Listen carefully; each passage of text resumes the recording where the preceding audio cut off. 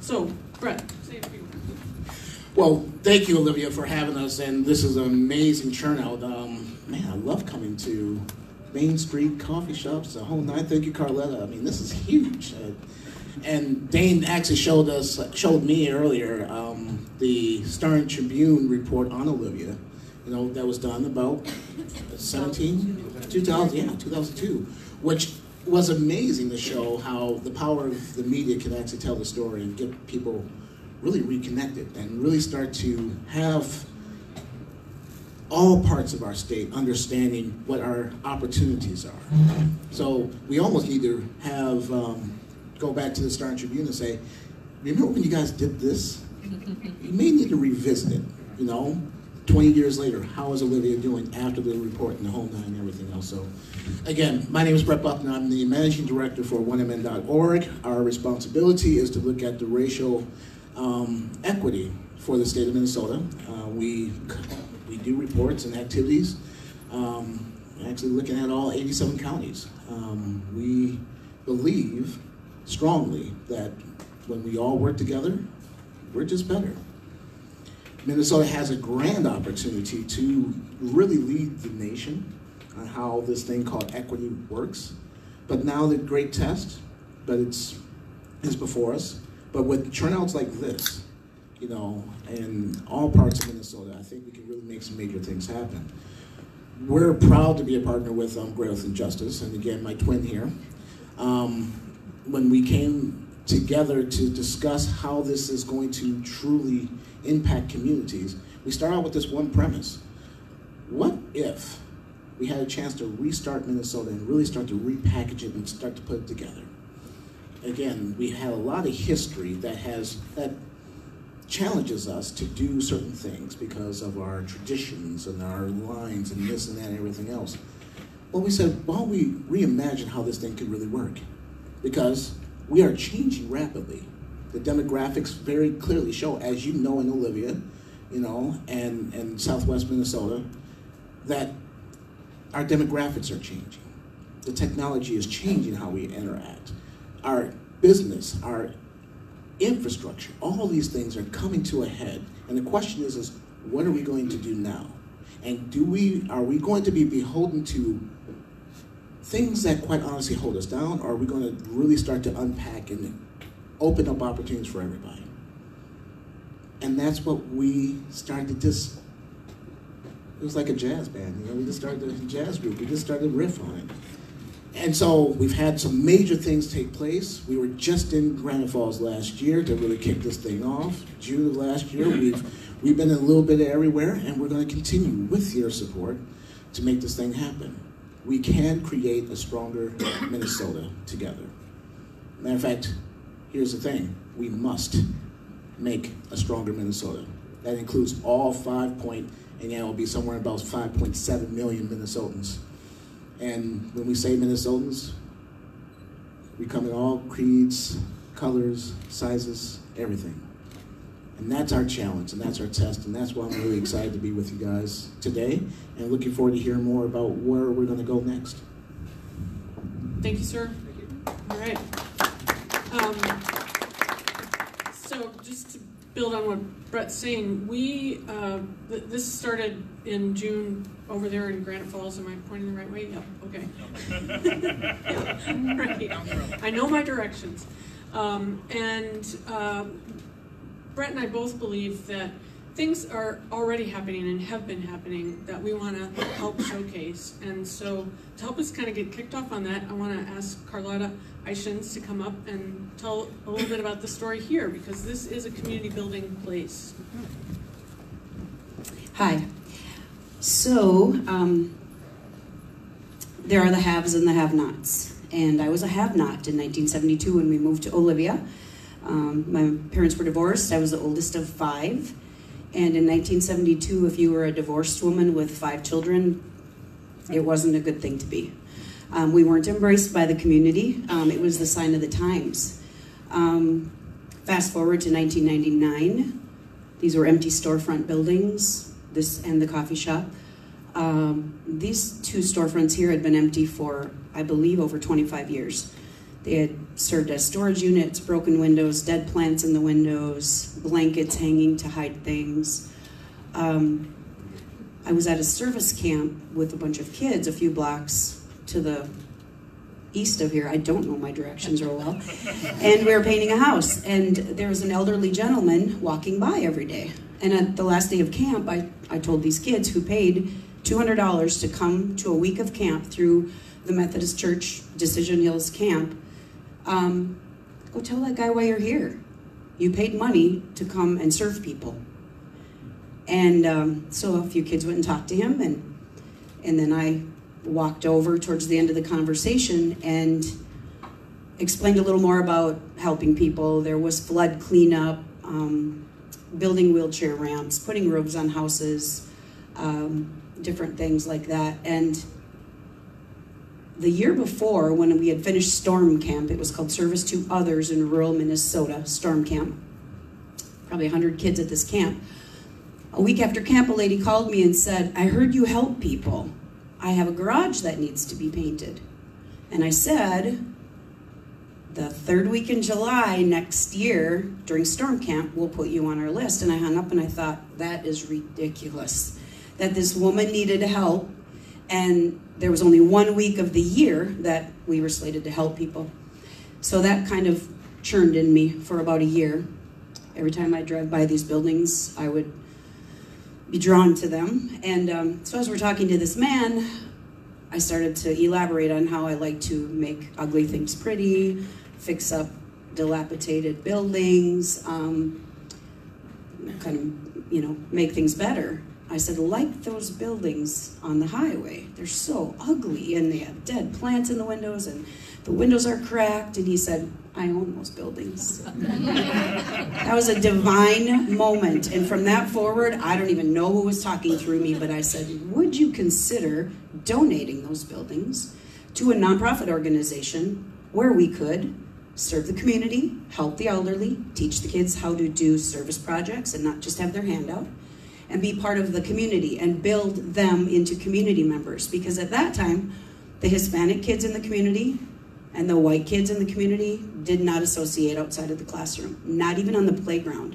This was 1999. That's not very long ago.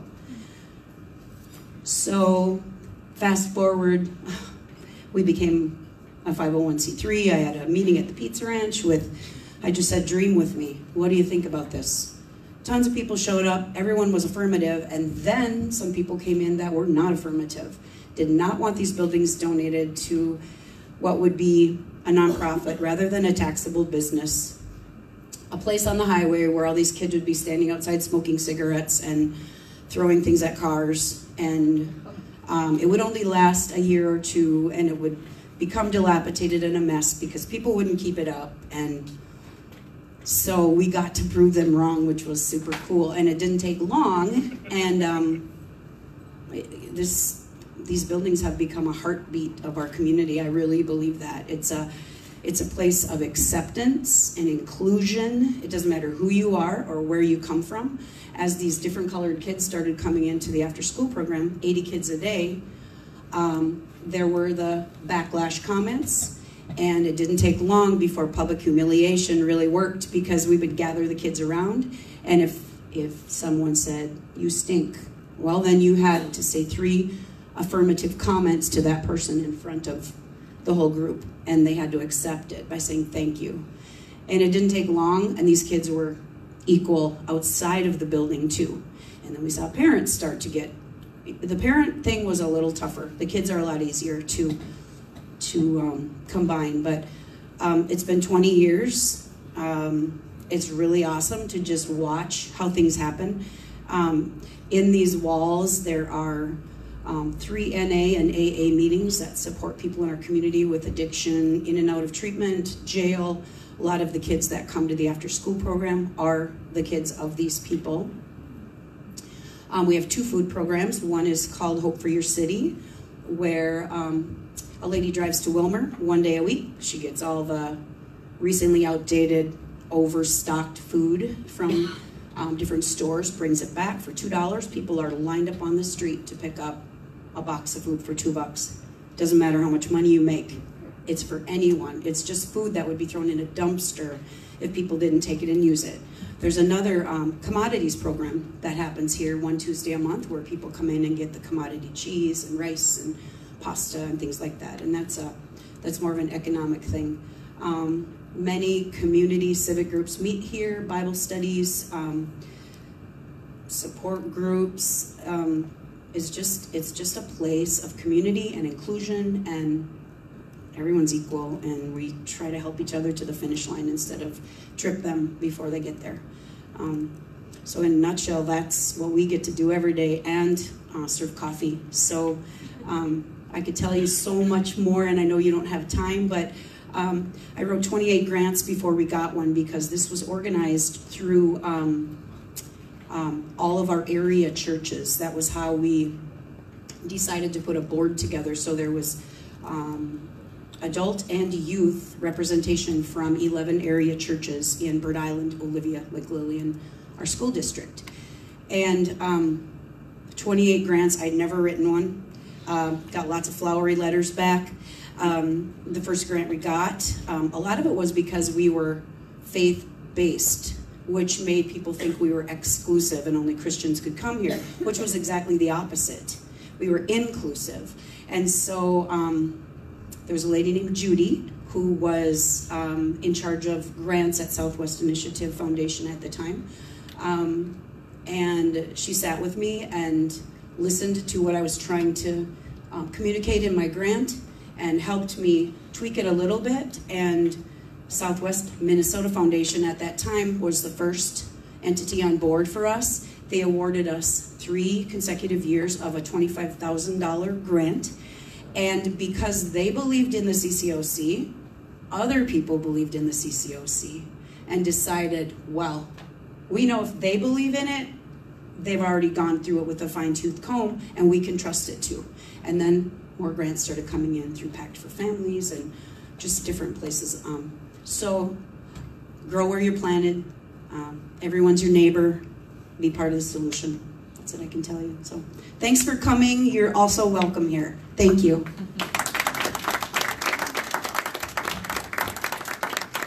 Thank you so much, Carla. You just gave the Minnesota Equity Blueprint. So, so everybody go home. No. Okay. I want to just let everybody know that if you feel moved, you can go over to the local happenings sheet there and put down whatever's happening that you'd like to share with folks, events, ideas. There are some markers there. We also have local artists here around, and Susie's going to talk a little bit about that when she talks about the Main Street program. I'm going to ask Susie to come up now, actually, and talk a little bit. Just to give you a little history, a long time ago, I used to run the Minnesota Main Street program for the state of Minnesota. And Brett we were talking about that this morning. He said, what were you, 12 years old? And I said, no, I'm older than I look, so anyway. But as soon as I knew that Main Street was coming to Olivia, I was like, we have to work with them. And so, Susie, you want to come up and talk about the Main Street effort? And I will just say that it took human capital to invest in the Main Street program, and human capital is going to help it succeed. So. Thank you. I'm not used to a microphone or this many people. I have a little tickle in my throat. Well, thank you all so much for coming together for this meeting. Can you hear me? Is that better? There you go. I'm blown away by the many people that are here today, so thank you. I guess I have to give a shout out to Senator Lang for being here as well. I'm Susie Lang. That's my husband. I am the Main Street coordinator for the city of Olivia, and I'm brand new. This is a brand new program to the city, and it's brand new for me. I've been here for 4 months, and right away we got to work on completing the full application. I'm kind of nervous with all of you looking at me. So in late January, we were notified of the successful application. So we went from a networked community to a designated community. So now we join 10 other communities with a state affiliation level, and we are the second small community to join, and we are officially the smallest of the affiliated communities. Wabasha is the next largest community.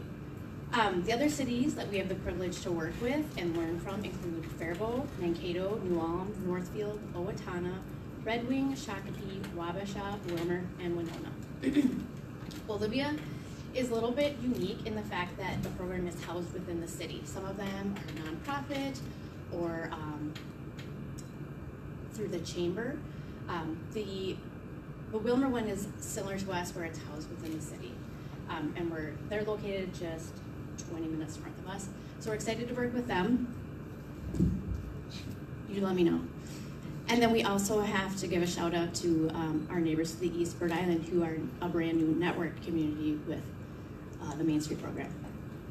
So the Main Street program is a strategy of driven framework that guides community-based revitalization. It connects social, economic, physical, and cultural assets that are unique to the individual communities. This process is driven by the community for the community. It empowers communities to take steps to enact long-term change while implementing short-term, low-cost, place-based activities to attract people to the community. This attraction creates momentum and excitement in the community that is noticed by residents, businesses, and visitors alike. The 4 points of the Main Street methodology are economic vitality, design, organization, and promotion. And when these 4 models are used to round out the efforts being made in the community in a more effective and intentional way, that's where you truly find the community transformation that the Main Street program is known for. I've pulled together a small Main Street board made up of 10 members of the community with a variety of backgrounds who all have a vested interest in Olivia and only want to see the community flourish. And we have one of those members with us today, Kathy Baumgartner. This group will guide the direction of the Main Street program along with the Olivia Tourism Board and the City of Olivia Council. I do quarterly reporting for the Main Street community, so this round I can't really take credit for since we were just getting off the ground. But in the first quarter, the City of Olivia, our Main Street area is 6 blocks, and it consists of about 40 businesses. And just in this first quarter, there was over $38,000 in exterior renovations and an additional $67,000 in interior renovations, and 5 full-time brand new positions created, and an additional 2 part-time positions created. Additionally, the City Council, City Administrator Dan Coughlin, who's with us today, and local artist Deborah Ziller had the foresight to apply for the Artist on Main Street grant last fall, before everything was all set up. The Artist on Main Street program offers placemaking education to local creatives and an opportunity to solve local issues in a creative way. Artists within a 35-mile radius were invited to a creative placemaking workshop held right here in early March, and we had more than 20 attendees representing 12 different businesses and organizations from the area. The attendees of this workshop were invited to submit a proposal for artist-led projects and to address the following goals, which we were defined as creating vibrancy and playfulness in downtown, revitalization of storefronts, creating community gathering space, and creating a sense of place at the Pond Park. This program will inject more than $25,000 into Olivia over the next 2 years in direct project support to local artists. We can expect to see art installations, performances, events, and art classes open to the public as a result of this program. The deadline for the 2019 proposals has already passed, and we exceeded our expectations with more than 8 proposals submitted. And I can't really talk about the details because I haven't confirmed all of it with the artists. That's my job for this afternoon. But I can assure you that there's going to be some momentum and excitement generated by these projects that'll be rolling out later this spring and into this summer. And the Artists on Main Street program is made possible by the Preservation Alliance of Minnesota, the Springboard for the Arts, with support from the Bush Foundation. And around this room, you can see that there's some local art from a variety of artists. There's Chet Bowen has the cutting board. There's a bowl over there, and I can't read that one. Jim Brutes. But Sets of Fun, Mary Schrepfer, Rosemary Gleesner, Jess Gorman, and I know I'm forgetting a few names, but be sure to take a peek at some of those. Other exciting things that are happening in the area right now, well, The Bold Robotics team is at the World Champions right now in Detroit.